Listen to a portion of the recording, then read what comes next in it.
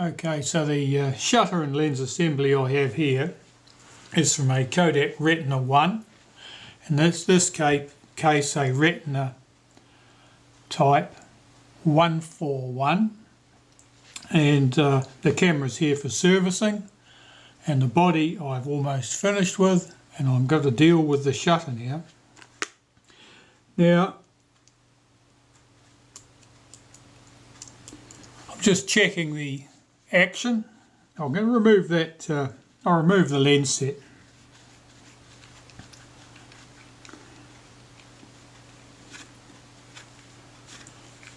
If the lenses are very hard to remove, a friction tool is always a good thing to use, which consists of a rubber stopper. But in this case I was able to get those lenses loose without that. So on the T setting, you don't have to cock the shutter, of course, with these early shutters. Pressing the release, it opens, press it again, it closes. On the B setting, it stays open only as long as your finger is on the release. Let's try it at the 1 second setting, and here you have to cock the shutter, of course. The shutter will not cock. I can't move the cocking lever at all. Let's try it down on 100th. Same thing. The cocking lever won't move. So the shutter's certainly got some sort of problem there, and I need to determine what it is. So next trick is to open it up. Okay, so we'll remove one of the screws from the Kodak name badge.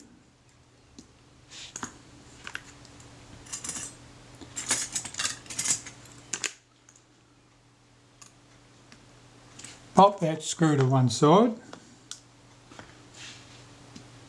and swing the name badge out of the way,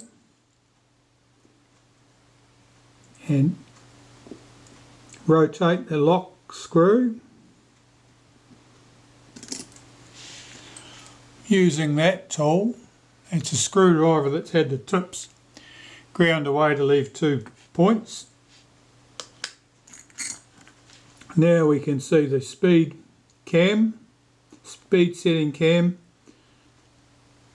and I'm looking at the action here to see what I can see.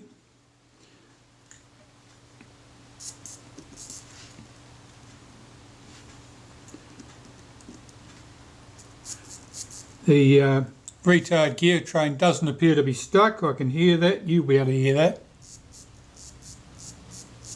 So it's got some movement in it. So that's not blocking us from cocking the shutter. The blades are swinging open. You see that blade's moving open as I try to move that lever. That means that something's catching on the arm that opens the blades. Let's remove the speed cam. I'm having a look in here.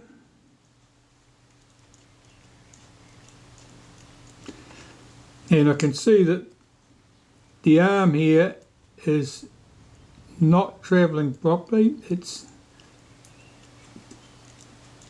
not as free as it should be. Something's happening there. And I'll remove this. In the repair instructions, this is referred to as the main lever.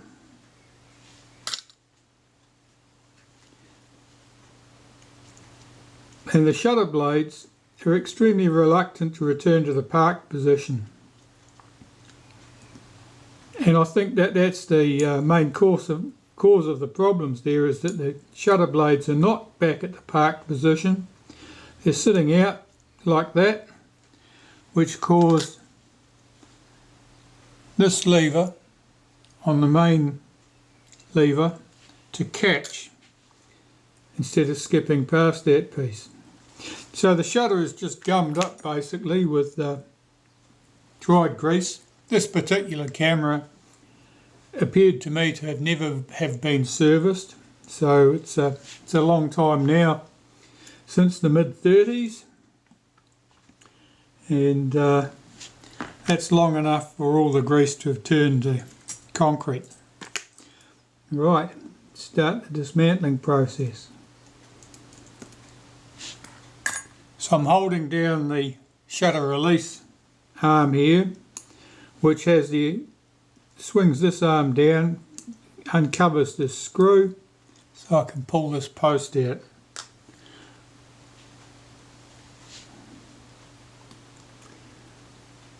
I'm looking to see what's connected to what here. These shutters are all a little bit different.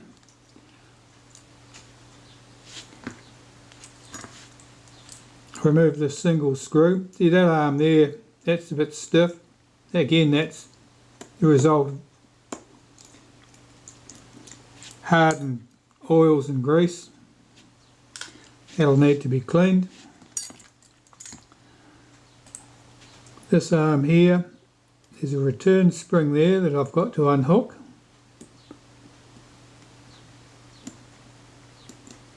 If I can get that out of its groove, I'll be in business.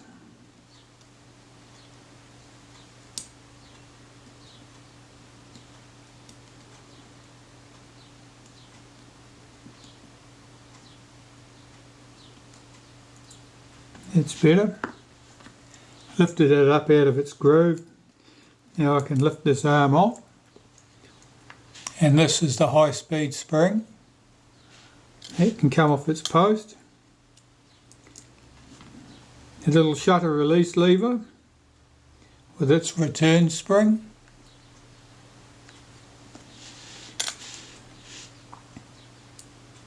And this lever here and its mate here open the shutter, or hold the shutter open on the B setting. Oh, that's very sticky. I won't demonstrate how stiff that is again. I'll only end up potentially breaking something. So we have a single screw here, and the screw head in this case is slightly damaged, where it's been someone slipped with a screwdriver while they were tightening the screw. And a single screw on this lever. And of course, if you're doing this yourself, you'll be very carefully putting these screws neatly aside with the part that they hold in place so that you don't mix anything up. This little lever here actually pushes the ring, the control ring there for the blades, and everything's very sticky in there. That'll do for the top. Now we can open up the shutter. I'm going to remove the shutter case from the mechanism plate. These screws are tight. It seems to be the case with cameras that either the screws are too loose or they're too tight. I don't seem to get a happy medium.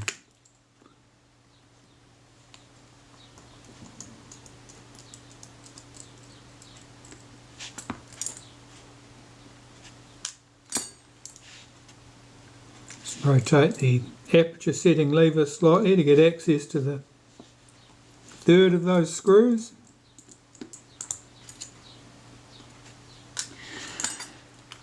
And we can lift off the housing.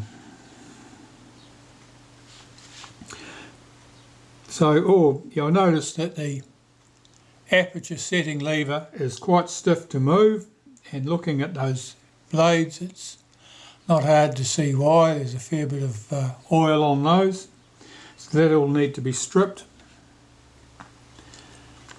And here we have the shutter blades, and they also look quite oily. You'll probably see that as I play the light from the window over them.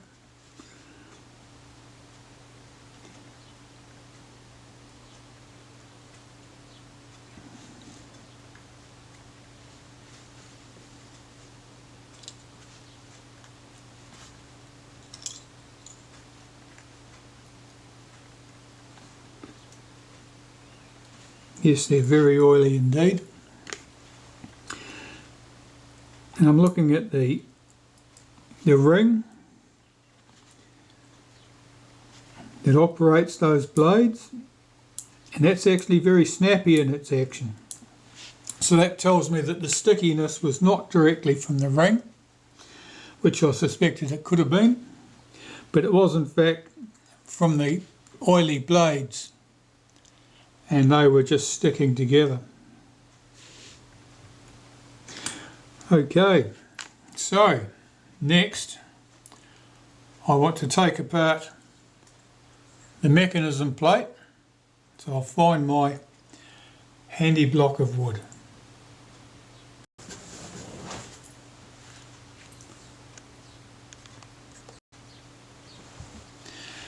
Okay, so what have I got here? 3 screws holding the cover plate on. These screws will often be Loctited in. If it's not Loctite, it's some lacquer doing a similar job.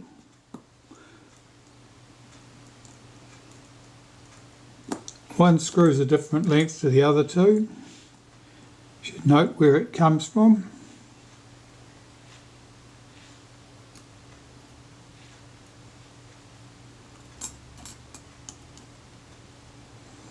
Just looking at that plate, slightly oily but nothing particularly noticeable. Here's the blade actuating ring.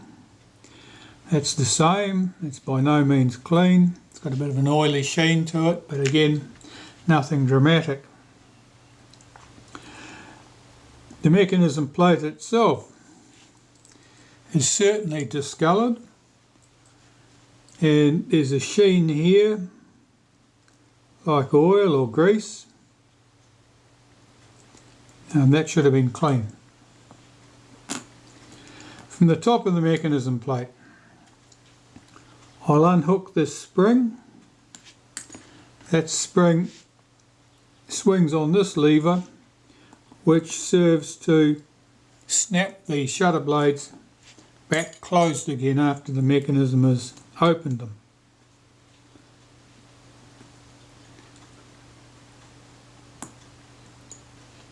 As with the other major components, this all looks a little bit dirty and greasy, and there's no reason for that to be in that state. I'm going to try the retard speed train. I'm holding back the pallets at this end with my finger.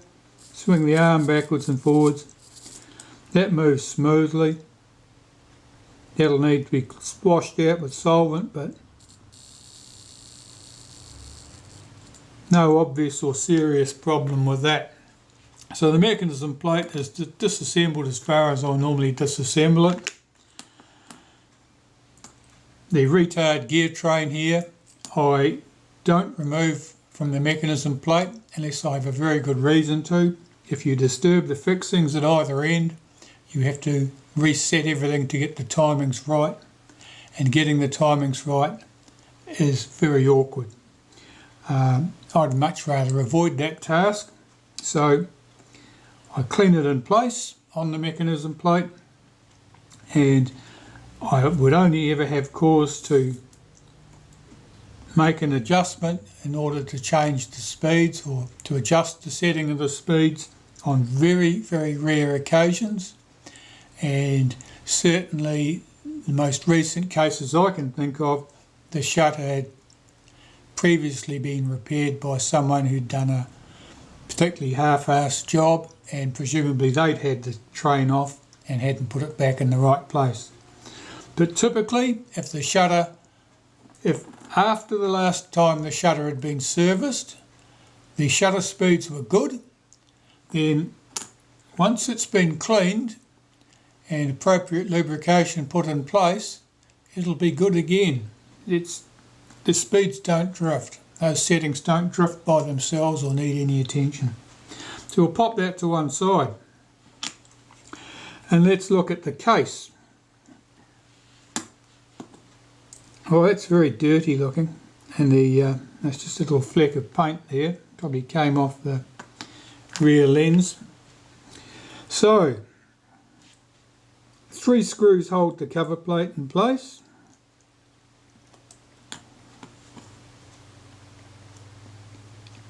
On this shutter, as with other early shutters,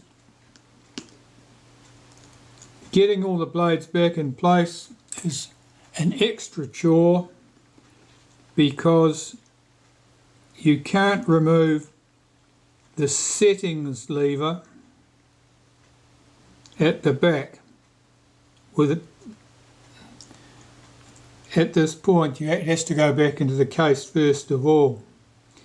Alright, so I'm looking at that plate. Again, nothing surprising there. Quite a sheen of oil on it at that point. The blades I'll tip out.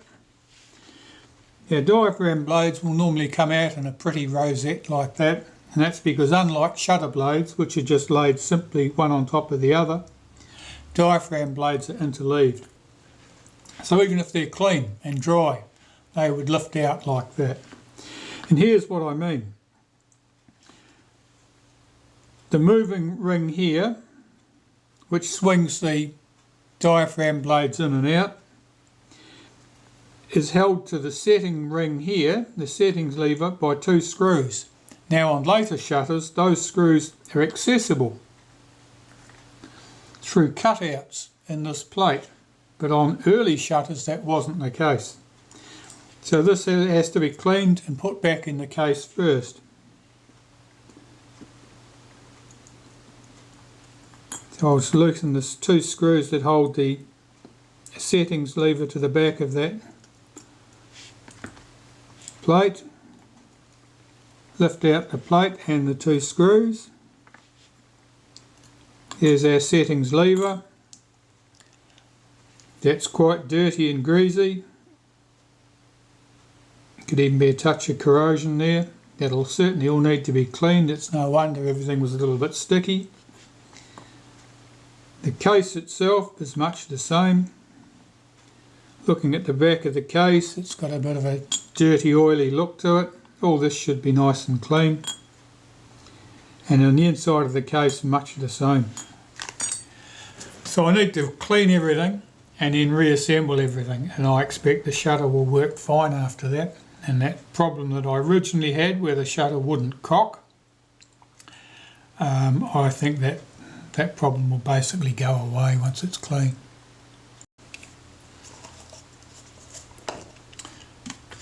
Alright, for cleaning up I just use cigarette lighter fluid, typically Ronsonol. Sometimes if the supermarket's just got this venti stuff, it'll be the venti stuff. It all amounts to much the same thing. You can buy naphtha. You can buy very much the same thing at the hardware store, probably under various names around the place if they're not selling it just as naphtha.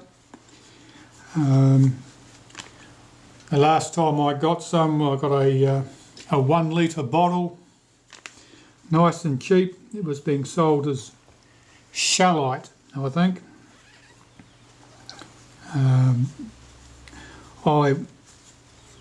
As far as I could tell, and as far as my purposes required it, it worked exactly the same as Ronsonol.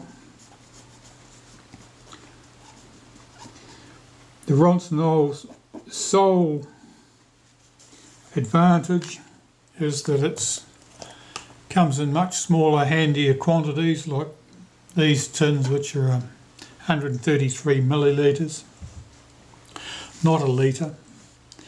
And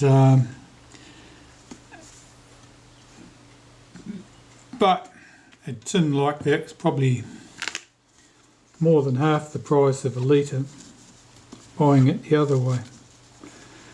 Anyway, so I'm just cleaning this case up, making sure I get rid of all traces of old grease and oil. One of the reasons you need to get rid of grease and oil is that They're very good at trapping small particles, abrasive particles, sand, grit, things like that, and holding them to form a nice fine grinding paste.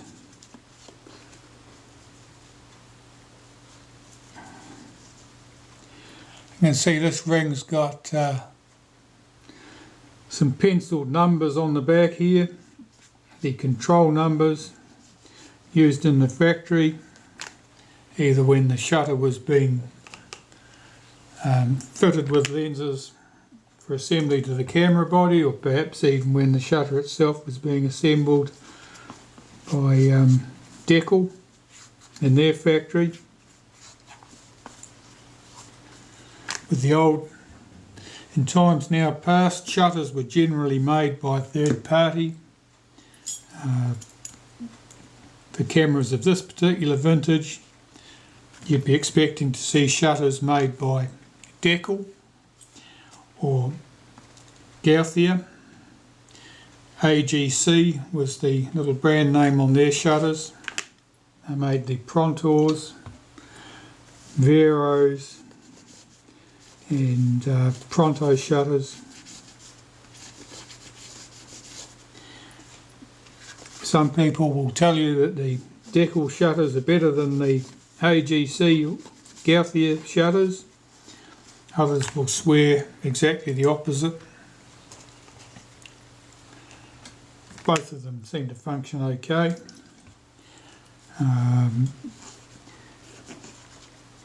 Probably the standard of the engineering is finer with the Deckel shutters, which is something that appeals to people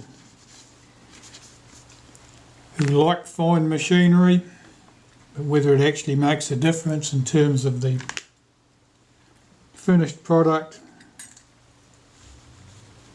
the shutter itself, in terms of its function, is another matter again. So I'm just looking at this plate to see if those holes are countersunk in any way, where those two screws go through, and to see if that's symmetrical. There's a slight countersink on this side. That's where these screw heads will sit, and the blades are not symmetrical, so I'm pleased to see that. Otherwise it would be a guessing game, and if you guess wrong, the aperture settings would probably be half a stop out at least from what you're expecting to get.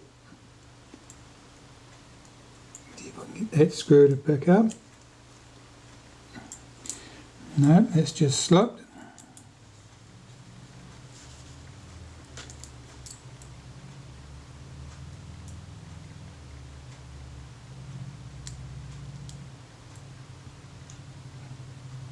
That's better, let's pick that up. I'll get the other one started.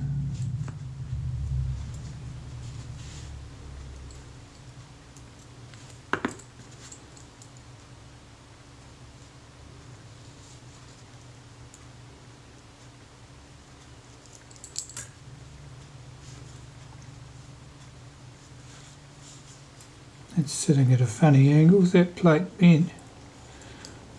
It could be.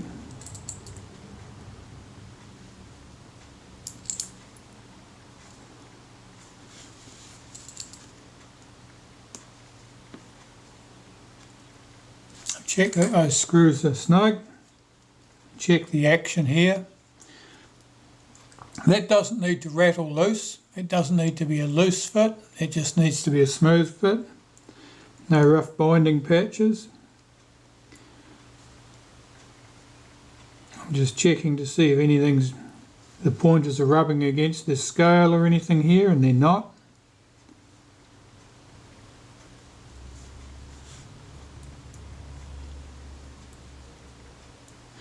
No, that looks good.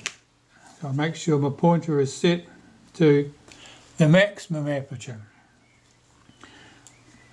These shutters are quite capable of dealing with an f2 lens at 50mm focal length. The maximum aperture in these particular lenses is f3.5, and so the scale only goes up to f3.5. I'll move it right past there to the end of its stop, and that's effectively where the f2 setting would be. But that's the setting I need when I put the case back over the blades, because I've got to get the diaphragm blades in. So I'll start with this cover plate here and clean that.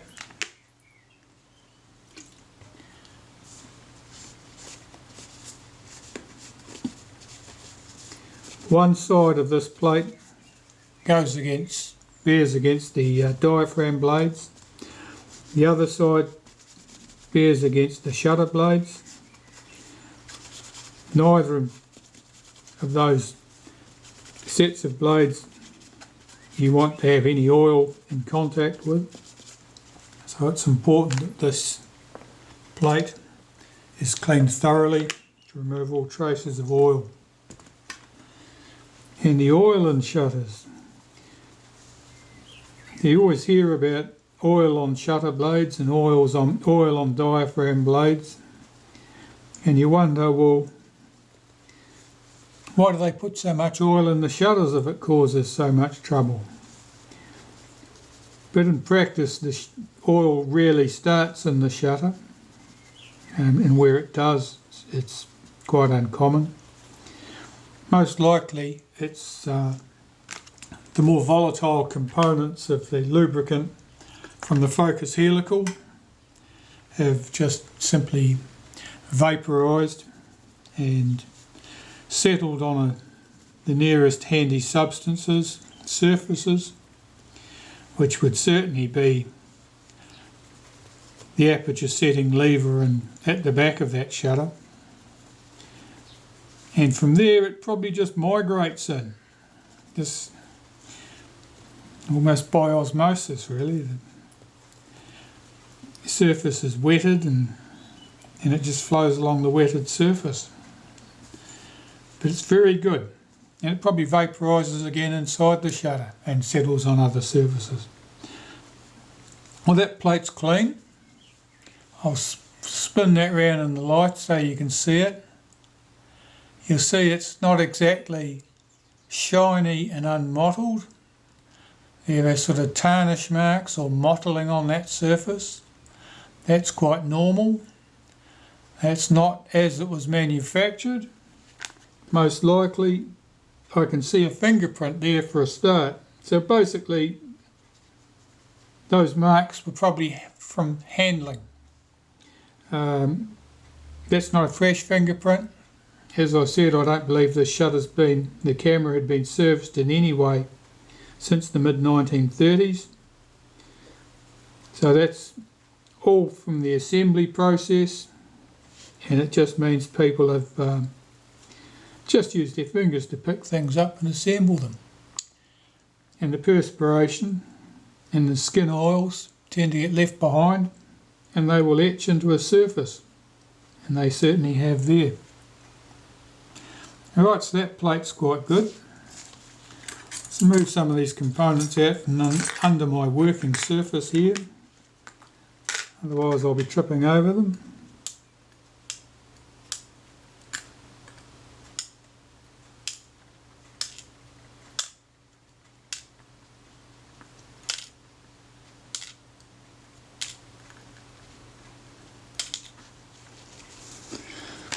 That's better. Let's flip that paper over. The blades. Oh, there's a little piece of bush there that I need to keep, a little brass bush. Right, I'll shake these blades apart. They're quite oily. They don't want to come apart. Let's take another pair of tweezers.